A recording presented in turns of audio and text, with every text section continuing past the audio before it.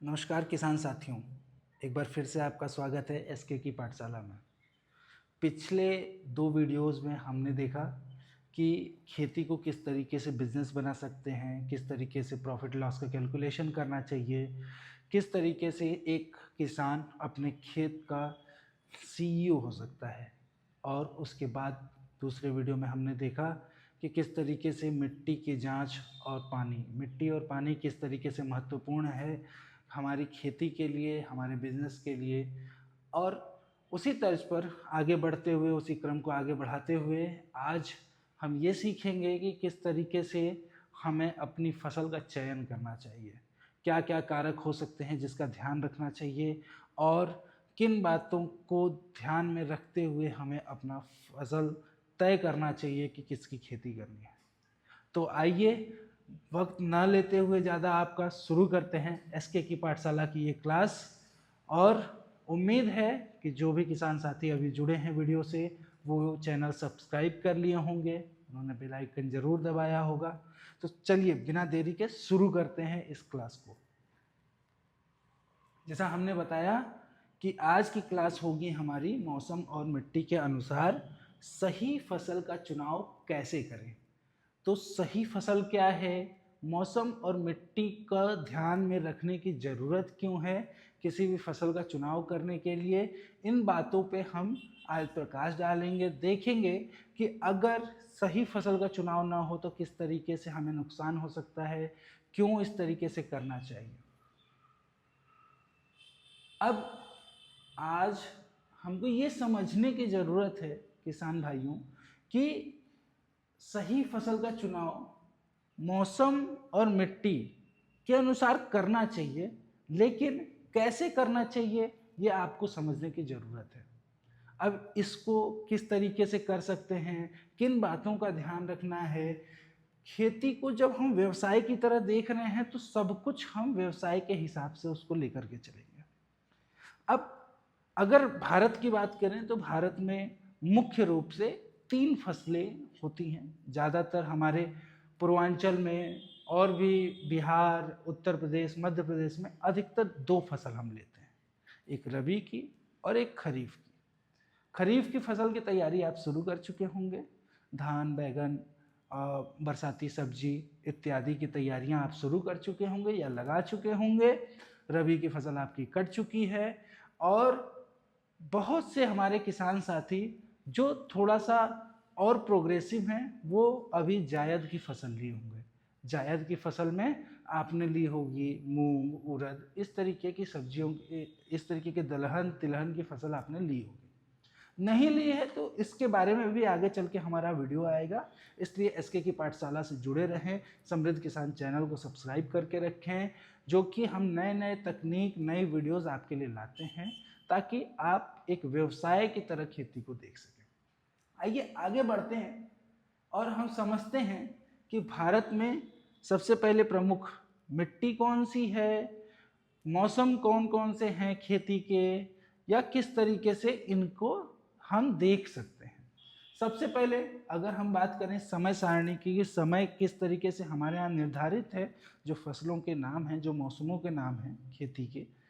सबसे पहले खरीफ की फसल आती है। खरीफ की फसल की जो टाइमलाइन है वो जून से अक्टूबर है, जो कि अब स्टार्ट हो चुकी है, जिसमें हम मुख्यतः धान, टिंडा, भिंडी, मिर्चा, बैगन इत्यादि फसलों को लेते हैं। उसके बाद आती है रबी। रबी की फसल की शुरुआत होती है आपकी नवंबर से मार्च या अक्टूबर से मार्च अप्रैल तक चला जाता है। हम लोग का लेट होता है, पूर्वांचल में बहुत जगह पे खेती लेट होती है, रोपनी लेट होती है, तो धान की कटाई भी लेट होती है और इस वजह से लगभग दिसंबर में गेहूं की बुआई, मसूर की बुआई, ये सब चीज़ें हमारी थोड़ी लेट हो जाती है, तो हम अप्रैल मई तक खिंच जाते हैं। तो रबी की फसल की जो टाइमलाइन वैज्ञानिक रूप से जो है वो नवंबर से मार्च तक है। अब इसमें कौन कौन सी फसल आप लेते हैं, गाजर, मूली, मटर, प्याज, गोभी, ब्रोकली और भी जो ठंडी की सब्जियां हैं, ये सब कब होती है, नवंबर से मार्च तक में, जिसको कि हम रबी कहते हैं। अब रही बात जायद की। बहुत से हमारे किसान साथी जायद के बारे में जानते होंगे, और वो जो नहीं जानते हैं उनको मैं बता दूं कि रबी और खरीफ के बीच का जो समय होता है, जो गर्मी का समय होता है, जो अप्रैल से लेकर के जून तक का समय होता है, जब हम अक्सर करके अपने खेत को खाली छोड़ देते हैं, उसके फायदे नुकसान दोनों हम देखेंगे। जायद अप्रैल से जून तक को कहते हैं, जिसमें खीरा, ककड़ी, करेला, उड़द, मूंग इत्यादि फसलें ली जा सकती हैं। अब खरीफ और रबी की फसल तो हमारे सारे किसान साथी ले रहे हैं, जायद की फसल नहीं लेते हैं। अब जायद की फसल लेने का क्या फायदा है, क्या नुकसान है अगर जायद की फसल नहीं करते हैं? तो हमने पिछले बहुत से सालों में बहुत से किसान साथियों के साथ काम करके ये समझा है कि गर्मी की वजह से जमीन बहुत ज़्यादा जल जाती है, भूमि जलती है, सूखी रहती है, तो बहुत बार लू के साथ आपका मिट्टी का दोहन भी होता है, बहुत बार वो उड़ता है, दूसरी जगह की मिट्टी आती है, मिट्टी की नमी जाती है, मिट्टी का पीएच उससे गड़बड़ होता है। वहीं जब हम एक फसल उसमें डाल देते हैं तो फसल की वजह से उसमें नमी बरकरार रहती है, फसलों की जो जड़ होती है वो उसको बांधे रखती है। और ज़्यादातर हम फसल जो लेते हैं उनकी जो जड़ें होती हैं फाइबरस होती हैं। दो तरीके की जड़ होती है किसी भी फसल की, या तो टेप होगी मतलब सीधी जड़ होगी, नुकीली जड़ होगी, या फिर वो फाइबरस होगी, जालीदार होगी। तो हम जो फसलें लेते हैं जायद में मुख्यतः वो दलहन की लेते हैं या दूसरे सब्जियों की लेते हैं, जिससे हमारा जो खेत में जो हमने इतना ज़्यादा यूरिया, डाई, दूसरे खाद डाले हैं, उसके लिए जो हमारा जो नाइट्रोजन का एक्सेस है वो, या फिर नाइट्रोजन का जो दोहन हुआ है वो फिक्स हो सके।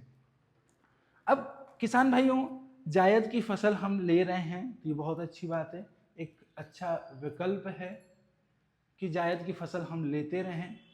उसके बाद दूसरी चीज़ आती है मिट्टी। अब आप जानते होंगे कि मिट्टी प्रमुखतः 3 तरीके की मिट्टी देखी जाती है। मिट्टी और भी तरीके की होती है, मिक्स तरीके की भी होती है, काली मिट्टी होती है, लाल होती है, बलुई होती है। कुछ मिट्टी चिकनी होती है जिसको दोमट कहते हैं, और कुछ मिक्स टाइप की होती है जो बलुई दोमट होती है, जिसकी वाटर होल्डिंग कैपेसिटी कम होती है। पिछले वीडियो में हमने इस पे बात की थी कि मिट्टी किस तरीके की होती है, किसकी पानी को रखने की क्षमता कितनी होती है, जैसे ये सारी चीज़ों पे हमने बात की थी, चर्चा की थी। आगे बढ़ते हुए अगर हम देखें तो काली मिट्टी के जो प्रमुख उपयुक्त फसलें हैं वो है कपास, गन्ना, सोयाबीन। लाल मिट्टी में मूंगफली, अरहर, उड़द ज़्यादा अच्छी होती है। और बलुई मिट्टी में हम किसी भी तरीके की सब्जी जिसको कि पानी ज़्यादा नहीं चाहिए वो चीज़ें कर सकते हैं। आलू, खीरा, दूसरी सब्जियां जो होती हैं वो ज़्यादातर बलुई मिट्टी में होती हैं या बलुई दोमट मिट्टी में की जाती हैं। अब मिट्टी और मौसम के हिसाब से फसल चुनना क्यों चाहिए, क्या इसकी फ़ायदा है? अभी तक हमने समझा कि मौसम कौन कौन से होते हैं और मिट्टी कितने प्रकार की होती है। मिट्टी के ऊपर अगर आप मिट्टी और पानी के संरक्षण पे या फिर मिट्टी के बारे में जानकारी चाहते हैं, डिटेल जानकारी चाहते हैं, तो एसके की पाठशाला का दूसरा वीडियो एसके की पाठशाला क्लास 2 में आप देख सकते हैं। इसी पर हमने डिटेल में बात की है। और एसके की पाठशाला की जो पूरी सीरीज है इसकी प्लेलिस्ट तैयार है, आप जा कर के देख सकते हैं और समझ सकते हैं चीज़ों को बिल्कुल बेसिक से। तो जुड़े रहें समृद्ध किसान के साथ। चलिए किसान साथियों आगे बढ़ते हैं, और आप हमें कमेंट में बता सकते हैं कि आपकी मिट्टी किस रंग की है, अभी तक क्या फसलें लेते हैं आप, किस तरीके के मौसम में क्या आप जायद की फसल लेते हैं या नहीं लेते हैं। तो हर तरीके के सवाल आप हमसे पूछ सकते हैं, कमेंट करके बता भी सकते हैं, और किन चीज़ों पे आप वीडियो चाहते हैं ये भी आप हमें लिख करके भेज सकते हैं। आगे बढ़ते हैं, फसल चयन करने का व्यावसायिक पैमाना क्या होता है। अब हम स्टार्ट किए जब से, तो हमने शुरू से कहा कि खेती को केवल आजीविका का साधन नहीं, हम व्यवसाय देखते हैं। व्यवसाय मुनाफा का होता है, व्यवसाय प्रॉफिट लॉस, इन्वेस्टमेंट, कॉस्टिंग, हर चीज़ के कैलकुलेशन को जब हम एक सुचारू रूप से एक ढांचे में करते हैं तो उसी को व्यवसाय कहते हैं। तो व्यवसाय व्यवसाय जब करते हैं तो उसमें जो भी हम प्रोडक्ट चूज करते हैं, किसी भी चीज़ का जब हम व्यवसाय करते हैं किसान साथियों, तो हम किस चीज़ का ध्यान रखते हैं कि हम किस चीज़ को बेच सकते हैं बाजार में। जैसे कि अगर आप दुकानदार होंगे तो अगर ग्रामीण अंचल में दुकान है तो जो सामान आप रखेंगे वो ग्रामीण लोगों के हिसाब से रखेंगे। शहरी अंचल में अगर दुकान है तो शहरी लोगों के हिसाब से रखेंगे। ऐसा नहीं कर सकते कि जो चीज़ें शहर में ज़्यादा बिकती हैं वो गांव में आप बेचें। बिकेगा लेकिन कम बिकेगा, या घाटा होगा, या आपका उसको रखने का टाइम पीरियड ज़्यादा हो जाएगा। तो बाजार में फसल की मांग किसकी कितनी है। अब जैसे कि आप अगर चुनते हैं कि मुझे इस सब्जी की खेती करनी है, तो क्या उस सब्जी की मांग आपके क्षेत्र में है, क्या वो सब्जी आपके यहाँ बिकती है, क्या उसका भाव मिलता है, ये सारी चीज़ें आपको समझने की ज़रूरत है। पहले इस चीज़ को देखें कि आपके बाजार में डिमांड किस चीज़ की है। जैसे उदाहरण के लिए जकुनी एक सब्जी है, दिखने में नेनुआ जैसी होती है, लेकिन साउथ में उसको इस्तेमाल किया जाता है, लेकिन अपने नॉर्थ में अपने यहाँ उसका इस्तेमाल कम है, आपको देखने को भी कम मिलेगी। अब जकुनी की अगर आप खेती करते हैं, छोटे किसान हैं, और अगर आप दक्षिण भारत में उसको नहीं भेज पाते हैं या फिर उस तरीके की सुविधा नहीं है, तो वो आपको घाटा देगी। तो ऐसी किसी भी फसल को न चुन लें जिससे कि आपको घाटा हो। जैसे दूसरा उदाहरण मसाले की खेती। अब मसाले की खेती के लिए हमें जो वातावरण चाहिए वैसा वातावरण ज़्यादातर दक्षिण की तरफ है, जहाँ पे ज़्यादा बारिश भी होती है, उमस भरा मौसम भी होता है, मतलब कि ह्यूमिड रहता है, और टेम्परेचर भी अधिक होता है। हमारे यहाँ मौसम बहुत छोटे छोटे टाइम पीरियड में अलग अलग रहता है, कभी बहुत ज़्यादा ठंडी होती है, कभी गर्मी होती है, ह्यूमिड नेचर हमारे यहाँ कम है, बरसात कम है, इस वजह से वो फिर फसल आपको घाटा देगी। वहीं अगर आपकी मिट्टी बलुई दोमट है, आप सब्जी का चयन करते हैं, आप मिर्च की खेती करते हैं, मिर्च की मांग भी है, और आपके खेत में बलुई दोमट है, पानी कम लगना है, पानी आपने जैसे ही सिंचाई करी पानी चले जाना है, आपने ड्रिप वगैरह का इस्तेमाल किया तो और भी अच्छा है, और मिर्चे की आपके यहाँ डिमांड है तो वो आपको अच्छा पैसा देगी। वैसे ही टमाटर की खेती और अन्य सब्जी या फल की खेती है। अब जब हम खेती करते हैं किसान साथियों, तो दूसरी सबसे ज़रूरी चीज़ का ध्यान रखते हैं हम कि हमारी लागत कितनी आएगी और संभावित किस दर से पूरे सीज़न में हम उसको बेच सकते हैं, उसकी बिक्री हो सकती है, और कितना पैसा हम कमा सकते हैं। किसान भाइयों, अगर इस चीज़ का आप ध्यान नहीं रखेंगे, इस चीज़ को सोच करके आप खेती नहीं करेंगे, तो घाटा हमेशा होगा। तो प्लानिंग ज़रूरी है। जैसे बिजनेस में बताया जाता है कि प्लानिंग करना चाहिए हर चीज़ का, उसी तरीके से खेत में पैसा डालने से पहले आपको प्लान करना पड़ेगा कि हम कौन सी फसल का चयन कर रहे हैं, क्यों कर रहे हैं, क्या मार्केट में डिमांड है इसकी, कितना दाम दे सकती है फसल, कितना मुनाफा हो सकता है। उसी तरीके से फसल की लागत, उसके बाद मौसम और मिट्टी का तालमेल। अब काली मिट्टी में आप सब्जी की खेती करेंगे और बरसाती सब्जी की खेती काली मिट्टी में करेंगे, तो और सब्जी की उस पर्टिकुलर सब्जी को, जैसे कि मान लीजिए बैगन की सब्जी आप खेती कर रहे हैं या फिर आप खीरे की खेती कर रहे हैं, और काली मिट्टी है, पानी होल्डिंग कैपेसिटी ज़्यादा है, इन दोनों फसलों को पानी कम चाहिए, और बरसात में लगातार बारिश हो रही है, तो आपकी फसल अच्छी नहीं होगी। वहीं बलुई दोमट में यही खेती करेंगे तो आपकी फसल अच्छी होगी। तो आगे बढ़ते हैं, और एक निवेश कैसे लाभकारी होता है। तो जो हमारे इकोनॉमिस्ट हैं, अर्थशास्त्री हैं, वो कहते हैं कि कोई भी धंधा, कोई भी बिजनेस, उसमें जो भी आप इन्वेस्टमेंट डालते हैं, जो भी उससे फिर पैसा आप कमाते हैं, दोनों का जो अनुपात है वो 30% या उससे अधिक होना चाहिए। मतलब अगर आपने किसी बिजनेस में 100 रुपये डाला और वहाँ से आपका जो मार्जिन निकलता है जब आप उसको बेच रहे हैं, 100 रुपये डाला, 100 रुपये डालने का तात्पर्य ये है कि उसमें बीज, खाद, आपकी मेहनत, ज़मीन का किराया, पानी का खर्च, सभी चीज उसमें जोड़ करके कुल मिला के अगर 100 रुपये आपने लागत डाली है तो वो कम से कम 130 में बिकनी चाहिए। उसके बाद भी जो खर्चे हैं आपके, कुछ लॉसेस होते हैं, उसके बाद जो नेट प्रॉफिट है वो कम से कम 15% का तो होना ही चाहिए।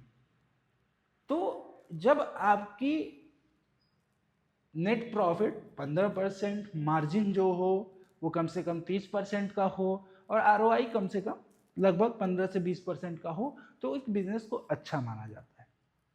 किसान साथियों, हमारे साथ रिस्क है, हम खेती करते हैं, ओपन फील्ड में खेती करते हैं, तो मौसम की चीज़ें उसको नुकसान कर सकती हैं कभी कभी, लेकिन फिर भी हम पूरे साल ये कोशिश करते हैं कि हम इस अनुपात को तो जरूर निकालें कि 30% कम से कम हमारी मार्जिन निकल रही हो, नेट प्रॉफिट हमारा कम से कम 15% का हो रहा हो और आरओआई हमारा 15% से 20% का हो, तो ये एक अच्छा बिजनेस माना जाएगा। किसान साथियों, अगर ऐसा नहीं होता है, आपके किसी भी फसल के साथ ये चीज़ नहीं हो रही है, तो आपको सोचने की ज़रूरत है। सोचिए, समझिए, अगर ऐसा नहीं हो रहा है तो वो नुकसान है, जोड़िए। कहीं भी दिक्कत हो आप समृद्ध किसान को संपर्क कर सकते हैं, कभी भी आप मैसेज कर सकते हैं और चीज़ें समझ सकते हैं। अब गलत फसल या घाटा क्या है, किस तरीके से, जैसा किसान भाई हम आपको बता रहे थे कि जब, जैसे हमने उदाहरण दिया आपको कि ज़्यादा बारिश वाली जगह काली मिट्टी में आप कम बारिश के कम पानी वाले फसल की अगर आप खेती कर रहे हैं तो वो नुकसान देगी। तो ज़्यादा पानी की फसल बलुई मिट्टी में लगाना, फसल खराब हो सकती है। कम दाम वाली फसल आप लगा दिए, ज़्यादा लागत डालना पड़ा, घाटा होगा। उसी तरीके से हर बार एक ही फसल बाजार में ओवर सप्लाई होती है। जैसे टमाटर का भाव आज किसी किसान को 200 रुपये किलो के हिसाब से चला गया और अगले साल पता चला कि आपके क्षेत्र के सारे किसान टमाटर लगा दिए, तो जाहिर सी बात है डिमांड एंड सप्लाई होता है। जब डिमांड आपकी हाई है और सप्लाई कम है तो दाम अधिक मिलेगा। अब सप्लाई ज़्यादा होगी, माल सबको बेचना है, जाहिर सी बात है कि दाम कम हो जाएगा किसान भाई। तो किसी भी चीज़ की अधिकता अच्छी नहीं होती है। अब स्मार्ट फसल चयन कैसे करते हैं? अब हमारे एक किसान हैं, समृद्ध किसान के साथ जुड़े हुए हैं पिछले 1.5 साल से, रमेश जी हैं जौनपुर से। अब लाल मिट्टी में पहले ये गन्ने की खेती करते थे, लागत ज़्यादा थी, पानी कमी थी, तो इसकी वजह से उनको दिक्कतें आती थी। उसके बाद हमसे जुड़े, हमने उनको सलाह दी, चूँकि लाल मिट्टी थी, मिर्ज़ापुर जौनपुर के बेल्ट में मूंगफली की खेती अच्छी होती है, मूंगफली की खेती कराई हमने और उनकी जो लागत थी वो 30% से कम हुई गन्ने की जगह और उनका जो मुनाफा था वो 40% से बढ़ गया। तो इस तरीके से पहले तो सॉयल टेस्ट कराया, देखा कि मिट्टी उपयुक्त किस चीज़ के लिए है, मिट्टी की क्वालिटी को जांचा हमने और उनको जब सजेस्ट किया तो वो उनके लिए फ़ायदेमंद रही। अब गन्ना का क्या है कि जौनपुर में आप गन्ने की खेती कर रहे हैं, या तो उस गन्ने को आप पेराई कर सकते हैं या फिर उसका केवल गुड़ बना सकते हैं, क्योंकि आसपास मिल नहीं है, चीनी मिल नहीं है, तो आपके पास उसको बेचने का साधन उस तरीके का नहीं है जहां अच्छा दाम मिल सके। वहीं मूंगफली है कि मूंगफली की खेती अपने ही बेल्ट में होती है ज़्यादातर, तो ये हाथों हाथ खेत से ही बिक जाता है। तो ये सारी चीज़ों को ध्यान रख करके जब रमेश जी समृद्ध किसान की जो कंसल्टेंसी सर्विस है, जिसके बारे में हम लगातार आपसे बता रहे हैं किसान भाइयों, तो समृद्ध किसान की कंसल्टेंसी जो है उसके साथ जुड़ने के बाद उन्होंने देखा कि मुनाफा हो रहा है, बेहतर चीज़ें मिल रही हैं, तो वो लगातार हमारे साथ जुड़े हुए हैं। आगे चलते हैं। तो किसान भाइयों, 3 सवालों का जवाब देकर आप सही फसल तय कर सकते हैं। सबसे पहले आप ये जानिए कि आपकी मिट्टी कौन सी है। आप खेती करते हैं, आपको पता होगा आपकी मिट्टी लाल है, काली है, बलुई दोमट है, किस तरीके की मिट्टी है, ये सबसे पहले आप समझिए। जानना आप ही को है, आप खेती करते हैं तो इसकी समझ भी रखते होंगे, इतनी उम्मीद है मुझे आपसे। उसके बाद अभी कौन सा मौसम है जिसकी फसल आप करने वाले हैं। तो अभी जैसे कि जून का मौसम है, तो खरीफ की फसल अभी लगेगी। तो आपको पता है कि खरीफ में क्या क्या लगता है, अभी हमने बताया भी। तो आप इस चीज़ को निश्चित कीजिए कि आप कौन सी फसल लेंगे। आपके नज़दीकी मंडी में किसकी डिमांड है, क्या आपके यहाँ जो मंडी है या आप जिसको बेच सकते हैं, जो आपका बाज़ार है, वहाँ उस चीज़ की डिमांड है या नहीं है। इन 3 सवालों का जवाब आप खुद को दीजिए, उसके बाद ही फसल का चयन कीजिए। अब आज का काम क्या है किसान भाइयों आपके लिए, कि आप अपनी मिट्टी और मौसम के अनुसार संभावित 3 फसलों की सूची बनाइए। एस्केट की जो टीम है उससे बात करके आप चाहें तो उसकी लागत और लाभ में क्या हो सकता है, क्या है, आप हमारे नंबर पर संपर्क कर सकते हैं, चीज़ों को समझ सकते हैं, आप डायरेक्ट हमसे जान सकते हैं। खेत की जो भी तस्वीर है पुरानी फसल की जानकारी के लिए या फिर कुछ भी नया जानने के लिए, अपनी समस्याओं की जानकारी के लिए आप हमारे व्हाट्सएप पर भी संपर्क कर सकते हैं 8793741226। इस नंबर को आप सेव भी कर लीजिए। आप हमसे कोई भी सवाल आप पूछ सकते हैं, जानकारी ले सकते हैं। आगे चलते हैं। और फील्ड में किसी भी तरीके की सहायता के लिए समृद्ध किसान की कंसल्टेंसी सर्विस के लिए आप हमारे नंबरों पर संपर्क करें, हमारे साथ जुड़े रहें। और इसी तरीके के वीडियोस देखने के लिए, जानकारी लेने के लिए लिख भेजिए हमें ज्वाइन एसके की पाठशाला और जुड़ जाइए हमारे साथ। हर शनिवार एक नया वीडियो आता है और हम कोशिश करेंगे कि अगले सप्ताह से, जैसी आपकी डिमांड रही है, हम 2 वीडियोस लेकर के आएँ हर सप्ताह। अभी के लिए आप हमसे जुड़ें, व्हाट्सएप पे लिख भेजें। बहुत बहुत धन्यवाद किसान साथियों।